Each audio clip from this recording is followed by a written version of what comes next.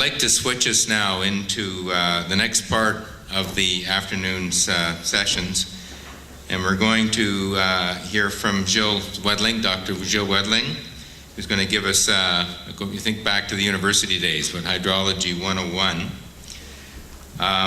He has been a professional engineer for 25 years in the hydrology field and water management. He's currently focusing his work on aquifers as at the watershed scale. He particularly focuses on groundwater and surface water interaction and is regularly consulted by Radio Canada and CBC to provide opinions and interviews about water and watershed-related matters. I'm really looking forward to this presentation. Some people have heard it before and found it very, very worthwhile and informative. Please join me in welcoming Dr. Wendling.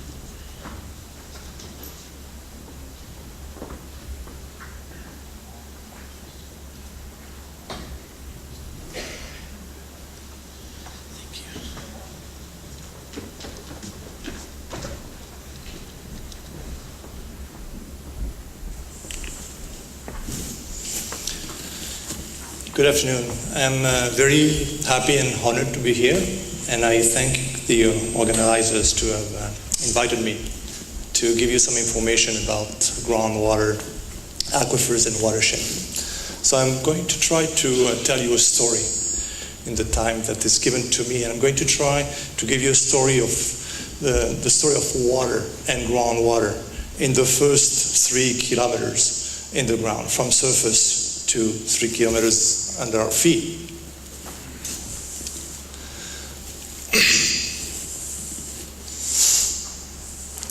Okay, so first, we haven't had any description of hydraulic fracturing. I have just a few slides to give a big picture of hydraulic fracturing. So you have 2 types of wells.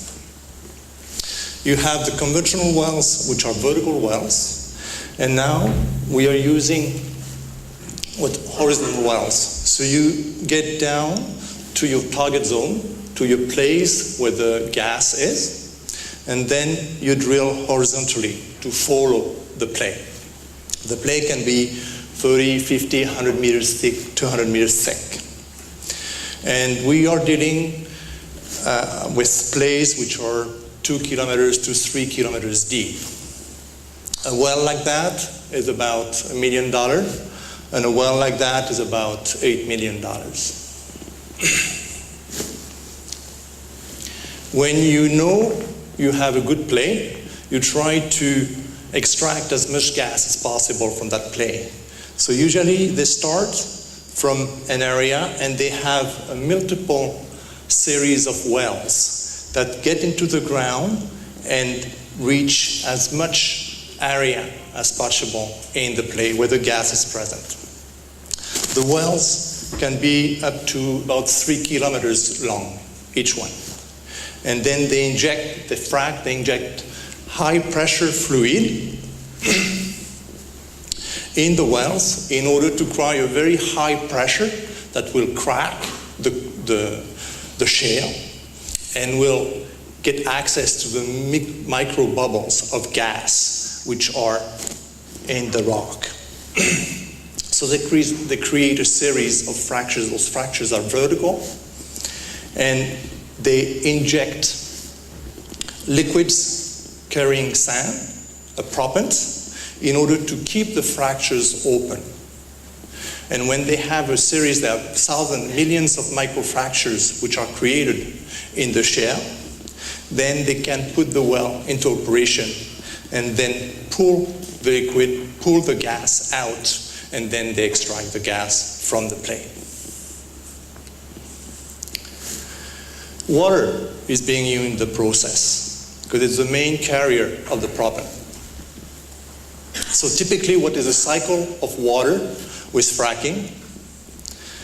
You have water being used either from surface water or groundwater, and then it's being trucked to the place where it's being injected into the ground. It is injected through fracking, and then there is flowback water, which is returned to surface. It is treated. Part of it is being recycled to be reinjected, and part of it becomes waste, which then is disposed into disposal wells.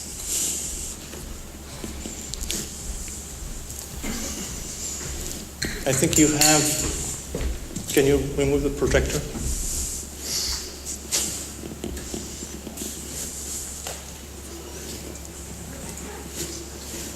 Sorry? Yes.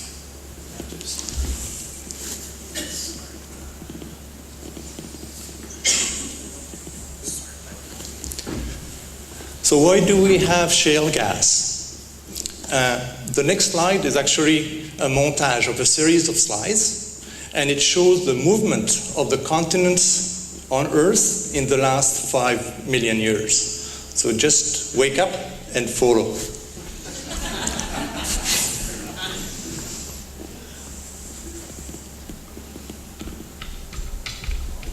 This is quite interesting. So this slide shows that first, the Earth is very dynamic. Continents have moved over the last 500 million years, and they keep moving. In 10 million years, we'll be able to add another frame. Also, this montage was put together very recently at University of Western Australia, just June of this year. So we have, in fact, very recent images of what the Earth is made of and how it has evolved.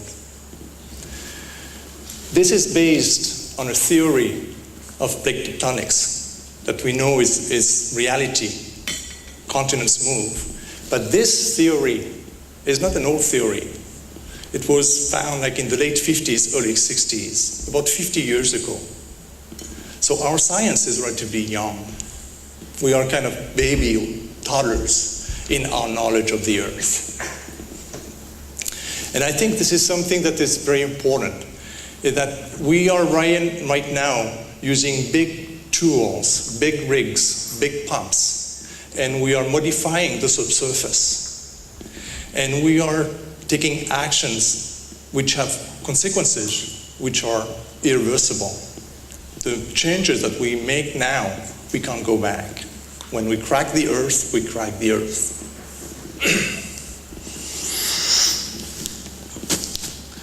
Why did I show that series of slides? Because 400 million years ago, this is where we were. And where we had about a few hundred meters of water, of seawater. So the Horn River Basin, Western Canada, was near on the foreshore of a big ocean. And because of that, we had major deposits of algae and zooplanktons, which deposited over a million years and created a thick layer of sediment, carbon-rich, organic-rich sediments. And then, over 400 million years, these sediments were compressed, became rock, became shale, and were covered by other sediments, sandstone, etc. And which explain why we have now all the shale deposits over the continent.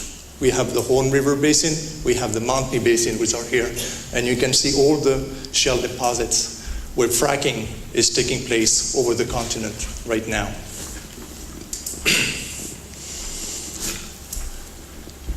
Bedrock is fractured. Why? This slide shows a cross-section taken here. The 5 is at the location of Fort St. John. So we have a cross-section that describes how the Earth was in late Jurassic, about 150 million years ago. Due to the movement of the continent, the lateral pressure applied on the Earth, you can see the Earth has been pushed laterally, and the Earth has moved, has cracked, And the layers that we are dealing with, the shale plays, are indicated in light blue and dark blue here. So you can see how it was 150 million years ago. It has shifted, it has cracked, it has moved. And also, that's how the ground looked like here in Fort Nelson 100,000 years ago.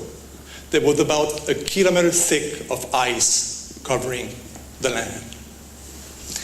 And over the last 500,000 years ago, we had 5 cycles of glaciation.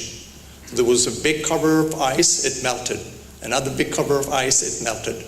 So you can see there was this thick mantle of ice that created pressure over the bedrock, and then it disappeared, the bedrock moved upwards, and then there was this big cover of ice, more pressure applied, the bedrock cracked and shifted.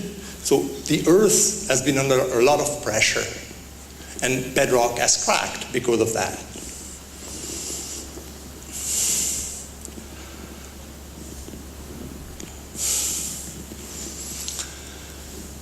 Okay, so now I'm going to describe work which has been done recently. So now we are in 2012. And about 2 years ago, a little more than that, some studies were started by the OGC and geoscience in order to better understand where groundwater is present in the subsurface, where the aquifers are, how much water is being used by fracking, and how much water do we need in order to continue the fracking and to supply the water needed by the industry. So they have focused their study in 2 areas. It's called the plain area, south of the Peace, and the foothills, north of the Peace, north of Hudson's Hope.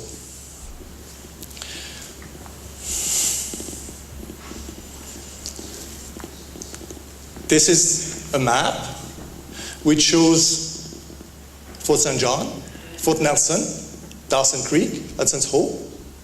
And in order to characterize the subsurface, they generated many cross-sections that you can see in purple here and in red here. Cross-sections allow to visualize how the bedrock, or what the bedrock is made of as you go into the subsurface, and also to get information about where the water is at that depth.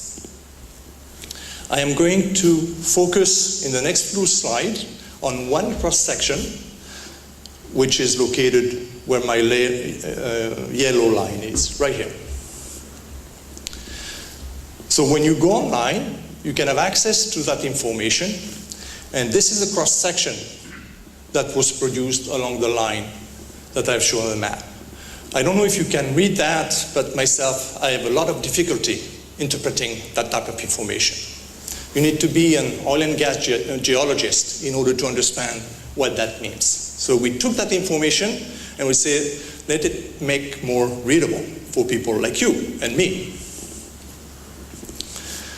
So this is the location where the cross-section was generated. So we are in the central Kiscatina watershed, Dawson Creek being just to the top right of the corner there. So we took that cross-section. Now you can imagine you are in an airplane, you are flying, and you can see the Earth at an angle. This is the Watershed sub-watershed.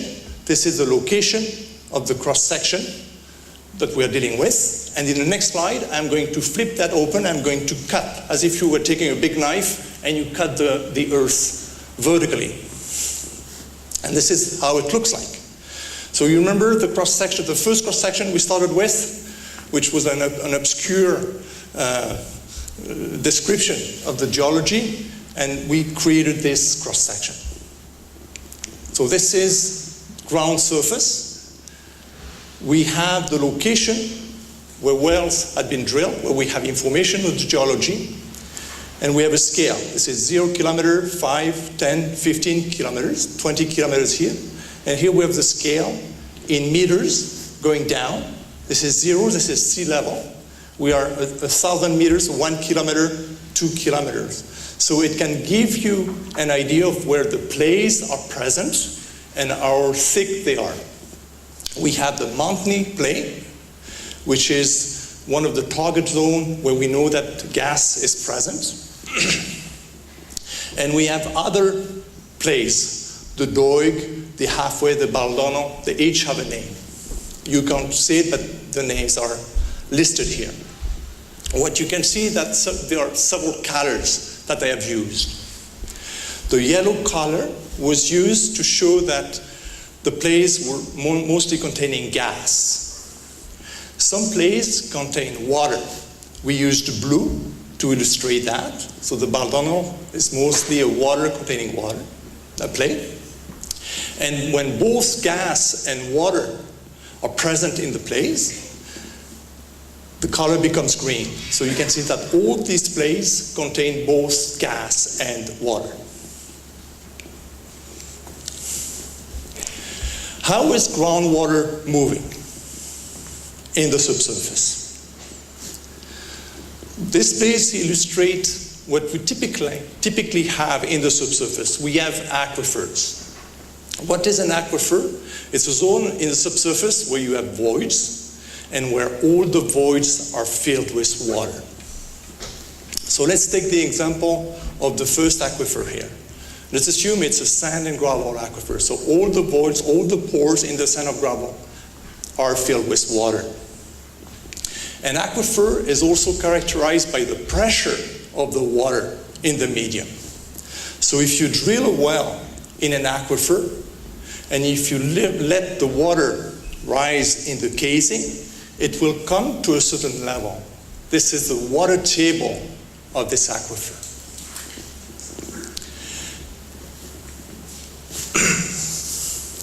And if you have 2 points which show the water pressure at 2 different locations in your aquifer, you can actually draw a line, which is the location of the water table in your aquifer.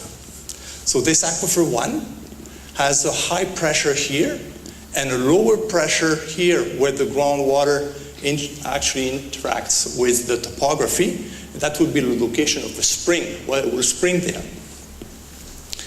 And the slope of the water table provide you with information about the direction of the groundwater in the aquifer. So we know we have a higher pressure or a higher head. The term head is sometimes used for pressure in aquifers. So we have the slope, and so groundwater is moving from left to right, and it's discharging to surface, and it's creating a spring. We have a second aquifer, which has also its own pressure. Interestingly enough, you can see that the water pressure at that location is higher than ground level. This aquifer at that location will be called an artesian aquifer because water flows to surface if you give it the chance, if you have a well which will conduct the water from this point to surface. This aquifer too has its own water table indicated by that line, and this aquifer is connected to a flat land, and there is a wetland there. And there is a wetland because there is groundwater being supplied and discharging to surface. Our third aquifer is deeper and supply a river.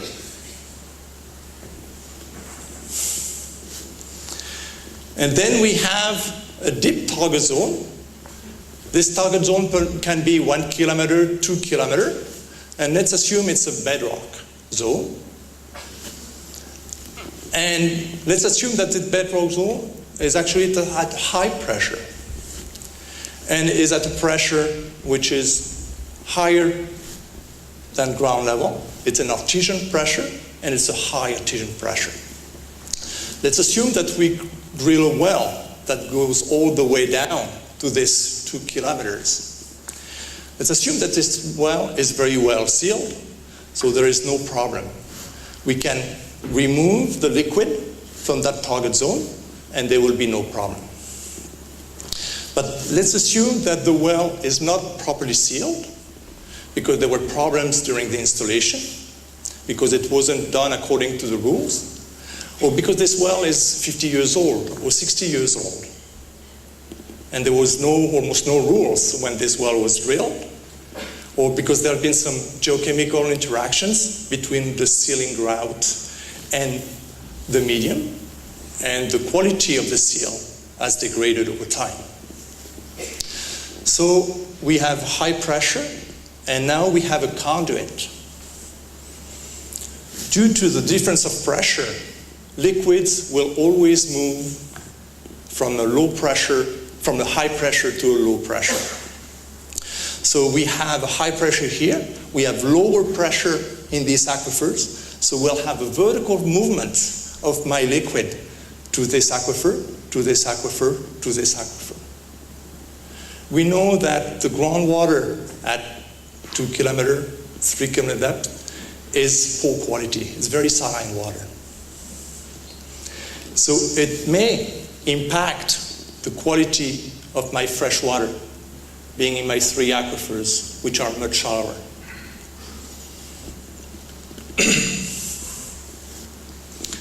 I'm going to have 2 slides where I present other scenarios.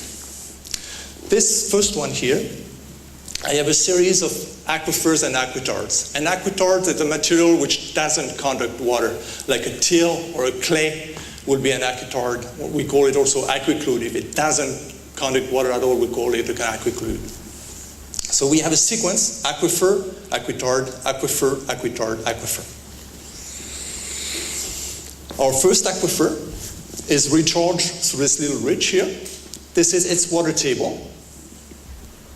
Groundwater moves from left to right in my aquifer, and it actually discharges in this river here. So my aquifer 1 supply water to my river.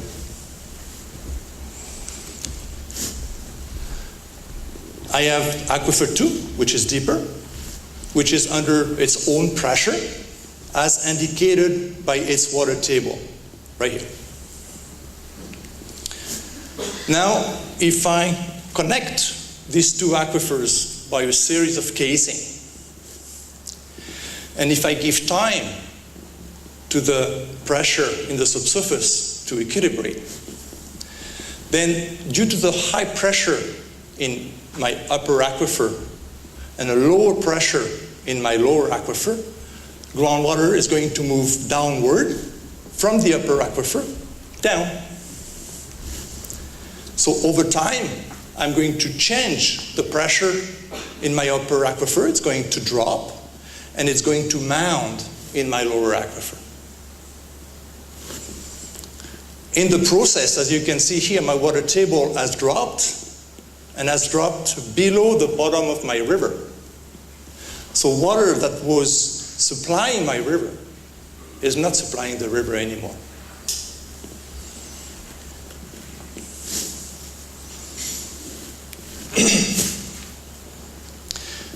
Second scenario, now I'm linking aquifer 1 with aquifer 3, which is much deeper. Aquifer 3 has a higher pressure than aquifer 1, as indicated by its water table. So this is water table aquifer 1, water table aquifer 3, which is located here. I have a series of wells casing contacts. What will happen over time there, due to the higher pressure at depth, I will have a movement vertically upwards to my upper aquifer. If the water quality down there is not very good, it may impact the water quality of my aquifer 1.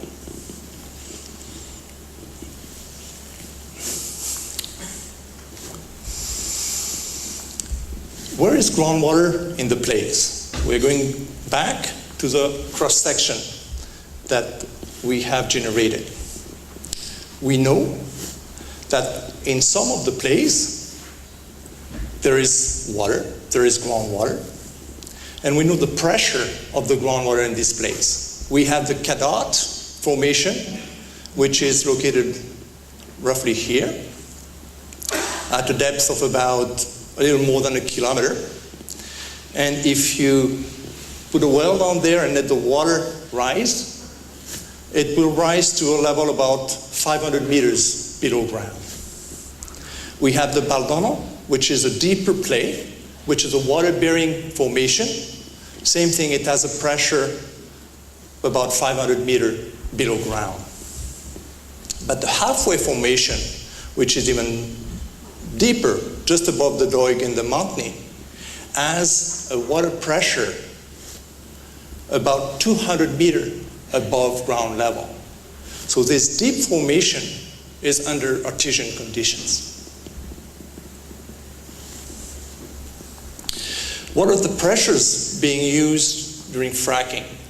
When they inject liquids in the wells, in the fracking wells, they typically use pressure about 35 to 55 megapascal. A megapascal, so 65 megapascal is 6.5 kilometers. 10 megapascal is equivalent to 1 kilometer of water column. Why did I put 65 megapascal here? Is that now they are trying to use saline water to frack the wells. And in order to lose saline water, they use pumps which use higher pressure. And this red column here represents at scale the pressure which is applied in the fracking zone,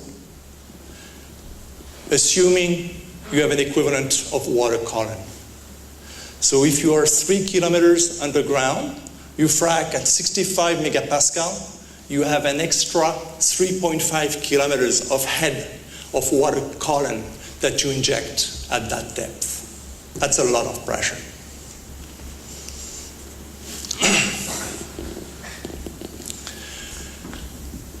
We also recently mapped what we know about the water level, the water pressure in a play called Nikanassin.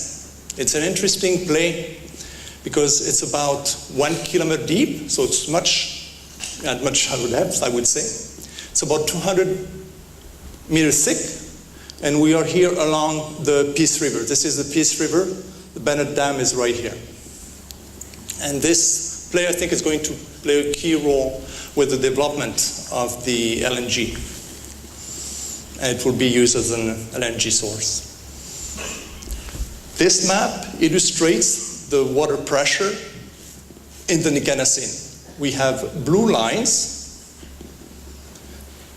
Each line is associated with a number. This is 1,000, 950, 900. And this is the meter, this is the pressure, the elevation, in fact, of the water table in the Nikanassin. So the blue lines are like topo lines, but instead of being topo lines which refer to the ground, it's topo lines which refer to the elevation of the water table in that horizon. We have in white the numbers that refer to the elevation of the ground. 700, 550, 450. So the elevation of the ground is lower than the elevation of the water table. So this slide illustrates where we have artesian conditions in the Nikanassin for this studied area. The light blue shaded area is where we have these artesian conditions. So if you drill a well into the Nikanassin, water will rise into that well and will reach surface because the pressure in the Nikanassin is higher than the ground level. It means too, if naturally there are pathways, there are fractures in the bedrock from 0 to 1 kilometer, there is a chance for the water being present in the Nikanassin to move upward and to supply base flow to the network of tributaries, small rivers, and big rivers.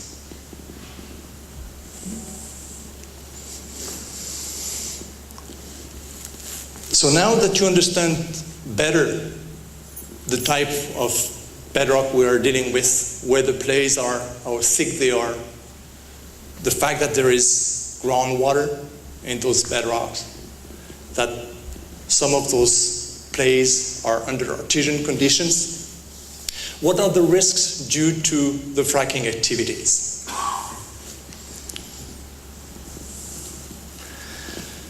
I'm going back to the first cross-section through the Watata on which we worked.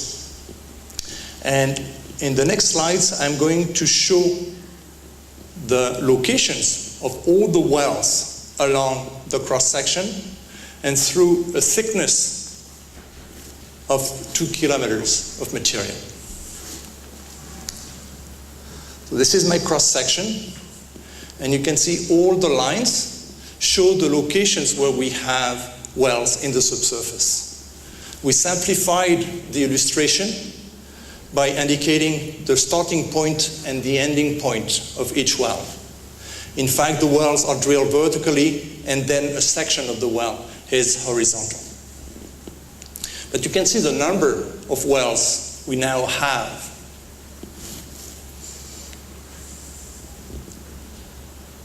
Now I'm projecting myself 5 years, 10 years from now, when we will have more wells being drilled. So we can see that we start having a relatively higher density of wells, of potential conduits. And as you can see on that slide, I've also illustrated the fact that we are going to frack more the Montney play. And this is indicated by my cylinders of fracking here.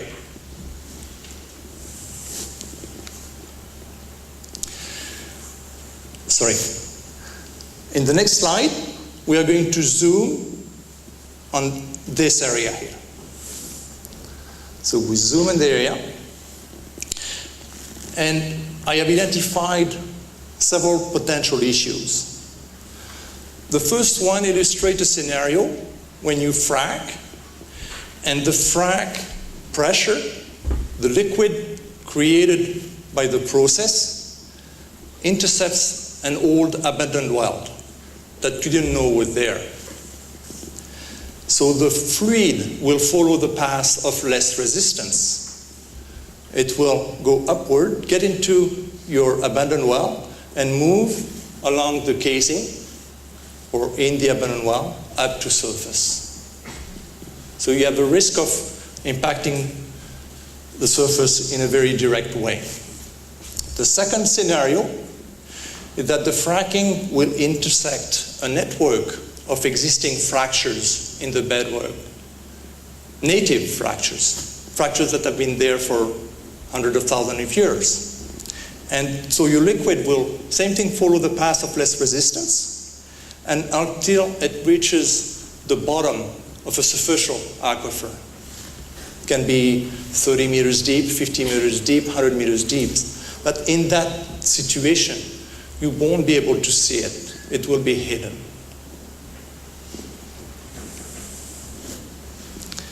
As I mentioned, the quality of the groundwater at depth is poor. This is just a schematic from the OGC, which indicates that as you get deeper, the salinity of your groundwater is known to get higher.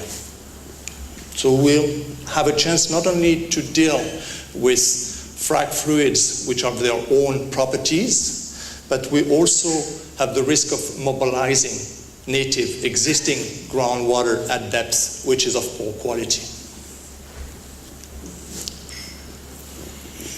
This next scenario focuses on the first, I would say, kilometer depth. So we have here the shallow aquifer system, and I'm projecting myself 20 years down the road, down to the 2050s, 40 years from now. So we'll have a network of existing pathways that will be created through drilling, that will be created through poorly completed wells, that will be the result of aging sealing material. And so this is illustrated here by all my lines. I have a pressure in my shallow aquifer system, which is illustrated by my well with my water column here. And I'm going to also have pressure in my cadot play. We know that the water pressure in the cadot is at about 500 meters below ground. So we have a high pressure system, a low pressure system. We have a series of pathways, either natural or which have been created due to the oil and gas activities. So we are going to have a movement of the groundwater from surface to deeper depths. And this is that may result in a depressurization of my upper aquifer here. We'll have a loss of water, a loss of pressure, a drop of the water table. Why is that important? Because rivers and aquifers are intimately connected. This illustrates an aquifer at shallow depths, which is water table. We have a river. River level fluctuates. Rivers are like drains in watersheds. Following freshet, the water level is very high, but then it drops through the spring. It gets lower level in the summer, and late fall, it's very low.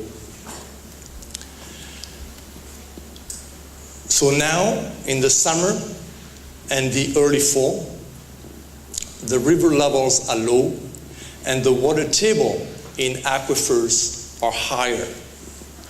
Aquifers act as buffer. They keep water, and water flows very slowly in aquifers, like a few meters per year.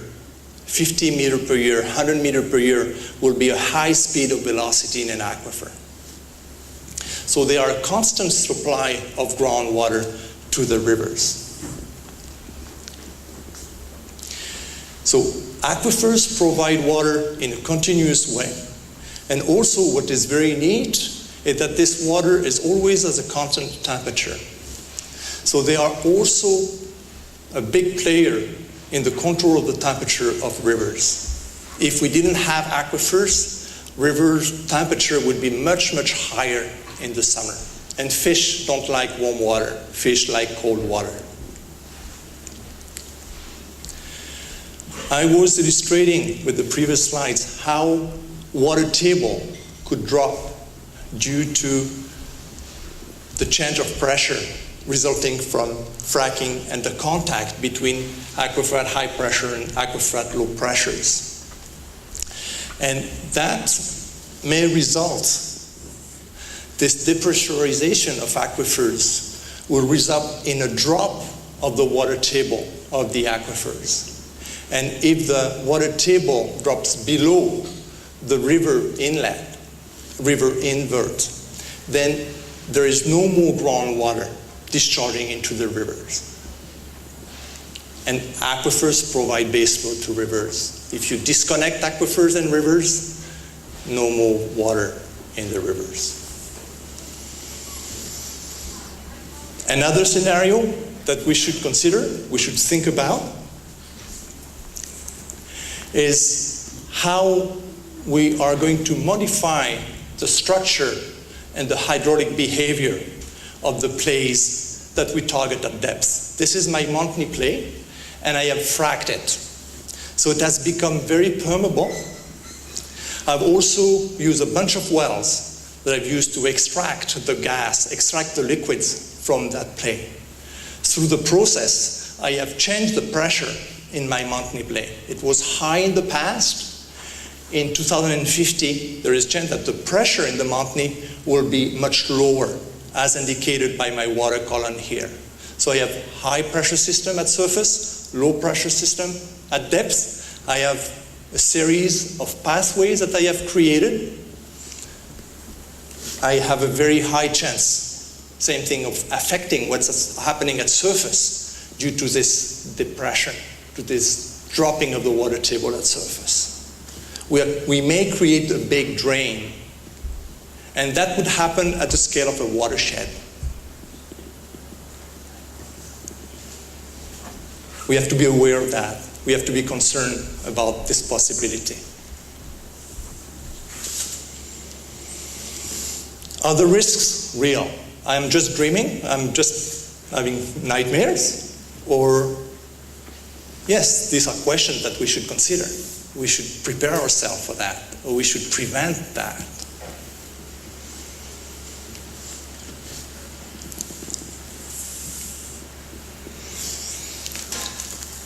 Some work has been done very recently. It has been published in July. And it was done in eastern United States. And they studied the Marcellus Formation, which is another formation which is used for shale gas, and it's another formation where fracking is taking place. And it was done by good researchers from Duke University, California State. It was reviewed by Yale University. So it's good stuff. What did they do? They studied groundwater from over 400 wells that were completed to depths of 60 to 90 meters. And they do the very detailed definition of the water quality from these wells completed at shallow depths. Drinking water wells, residential wells. And through the fingerprinting of that water, they were able to identify what was in the water. They had also very detailed analysis of all the brine water that was present in the deeper units at 500 meters, 1 kilometer, 1.5 kilometer, 2 kilometers. This is the brine water at depths. This is the quality of the groundwater at shallow depths. But they had a series of wells, and these wells were actually located close to the bottom of rivers in a topography where the ground was at lower elevation. And they realized that these wells contain some brine. They estimated that about 7% of the water in these shallow aquifers was actually brine water that came from 1.5 kilometer depth. And this was not done to fracking. It existed there. This water has been there for a long time. But it proved that they were contacts. There were existing pathways between the deep gas plays and the shallow aquifers. So there, the conclusion of the paper was, guys, we have to be careful. When we do fracking, we have to be aware that they are pathways, existing pathways.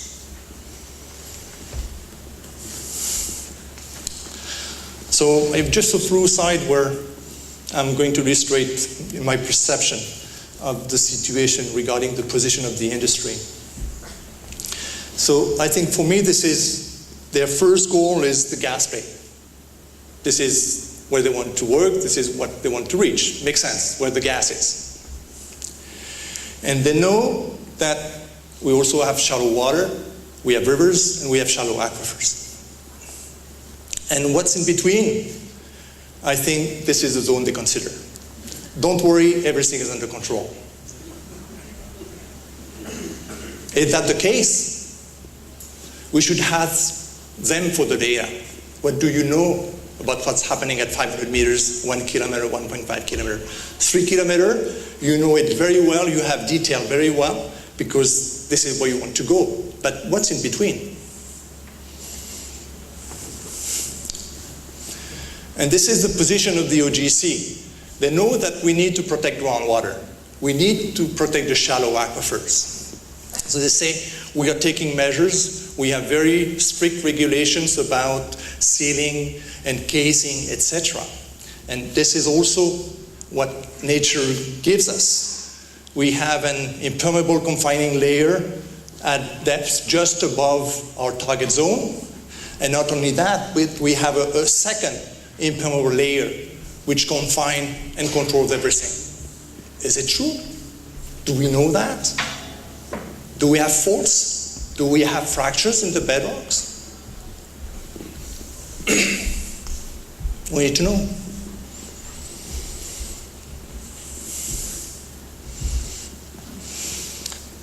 Changing topics, still water, but looking at the issue of water demand. How much water do we need for fracking? And can our river system supply that in a safe way? So the OGC has done a lot of work, and so this is an area where they have done a lot of modeling. They have used information, this is mostly dealing with surface water, how the rivers behave.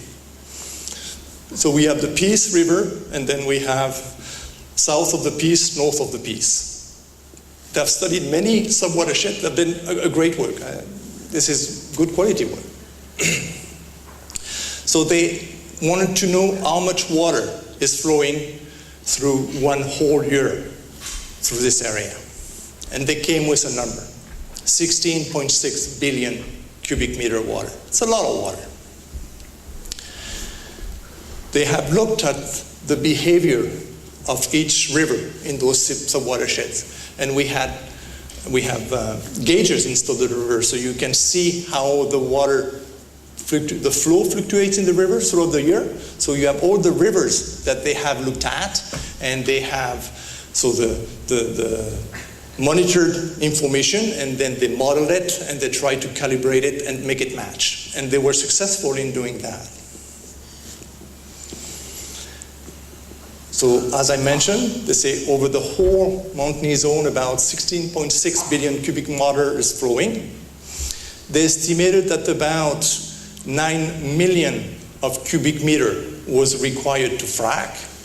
So they say fracking water represents less than 1% of what's flowing at surface throughout the year. So we're okay, it's only a very small portion of water. A small fraction of what is flowing at surface. So I have a different perspective about that. So I'm going to express what I think they have done and what I think is wrong. This is a hydrograph. This is a signature of a river. We have time in months, January, February, etc., through December. And here we have the discharge, the water flowing into the river in cubic meter per second. This is for the Kiskatinal. This graph illustrates, so the blue line is the mean discharge of the river per month as an average over the last 53 years, from 1944 to 2010. You can, by the way, get that online. You go online and you click, Kiskatinal, and you can get that type of information. The red one indicates the situation in 2010. As you can see, so we have in March typically about less than 2 cubic meters per second, and then with the freshet, with the snow melt, there is much more water flowing into the river, so it really increases to about 35 cubic meters per second average per month in May. And then it drops in the summer to reach low level in December. In 2010, you can see that actually the lower dropped much earlier like in July, it became very low, and it stayed low all the way. So this is a very interesting and very important information that we have on rivers. What my understanding the OGC has done is that they have looked at what is available as a bulk over the whole 12 months of the year. So this says, for example, for that river, that would be the block of water which is available. And what we need for fracking is actually a very, very small percentage, as indicated by this line. So we shouldn't worry, we have lots of water.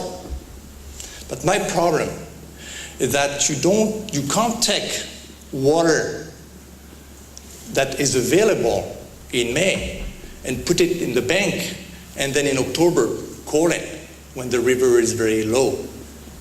Water which flows in May is gone in May. So I think the approach is not the right approach.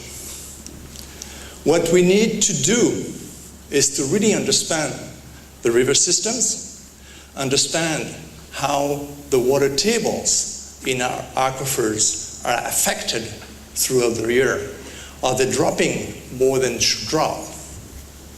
And what we should do is to make sure that during the critical time of the year, when there is very little water getting into the river, as indicated by those red arrows here, we want to make sure that there is enough water to maintain the base flow in the rivers. The fact that we have plenty of water in the spring, I don't care.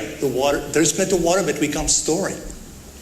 The river is extremely sensitive in the winter, and now until we get the first rain. This is when the water is very low. And we don't want a dry bed for one day, for 1 week, for 2 weeks. We want water in the rivers.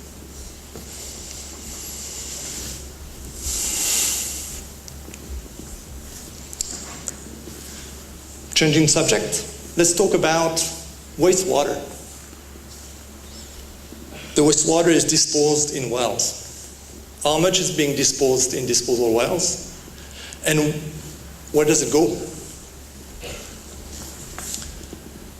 We drew some cross sections. This is the Peace River. This is Hudson's Hope, Fort St. John. We have drawn 3 cross sections. Same thing to illustrate how, what's in the subsurface.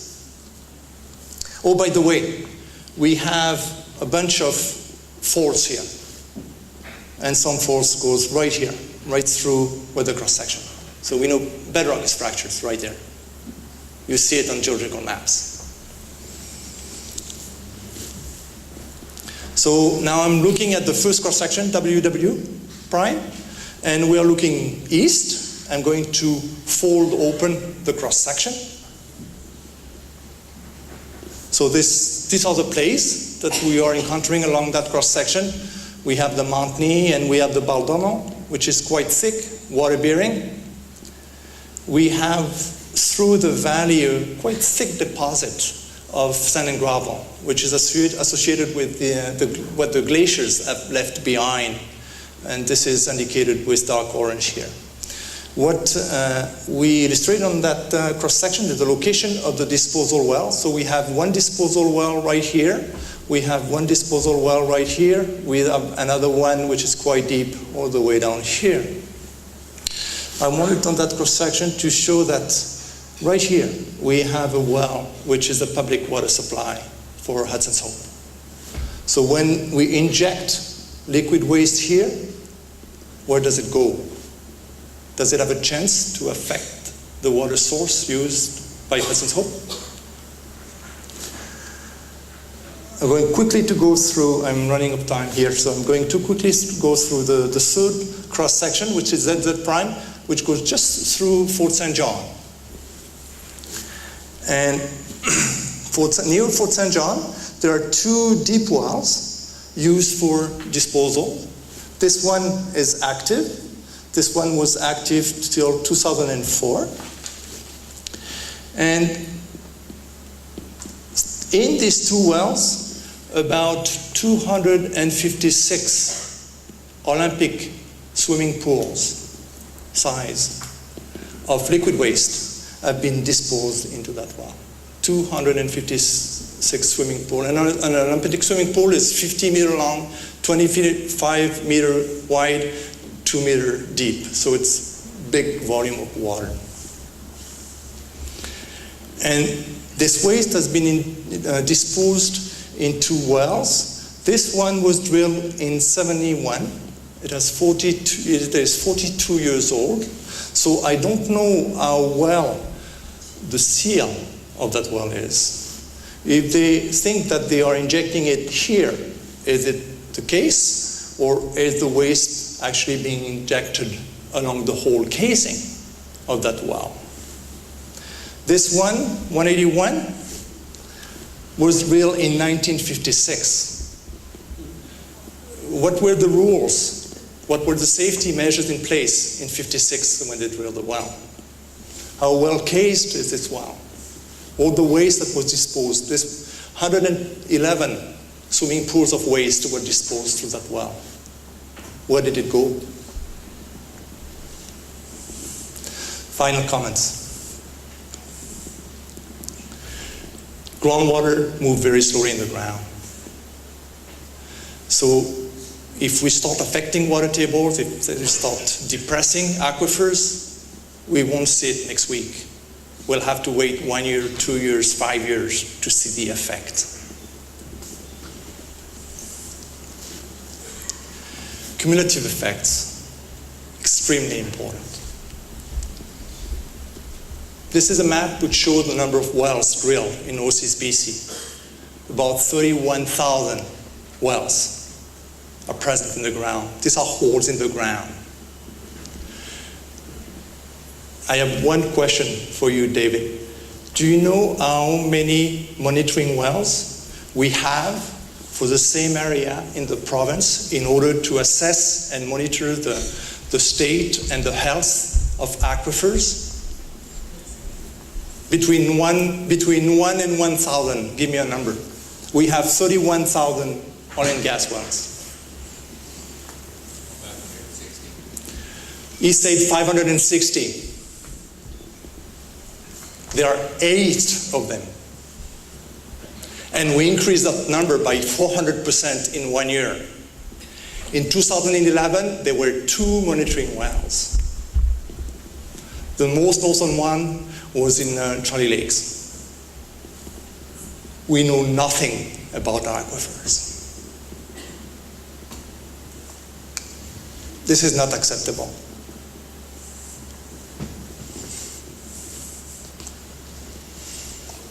What about the bigger scale? About Western Canada.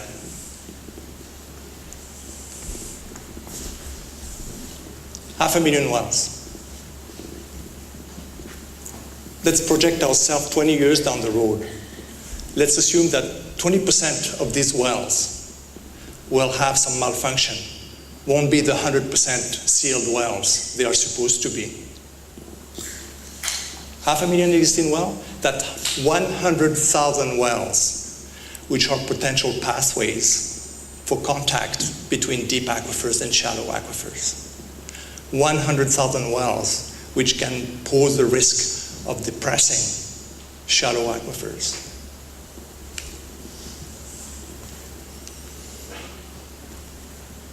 We are dealing with very sensitive systems.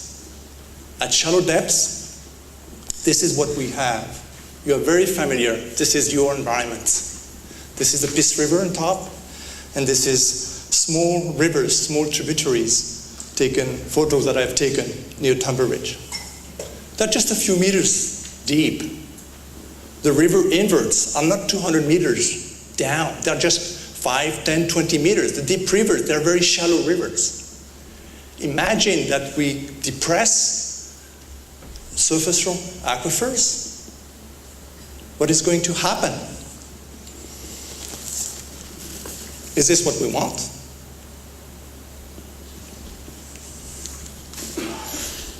I want to acknowledge the people who I've worked with, people in Dawson Creek, Fort St. John, Hudson Hope, who I was able to put this work together.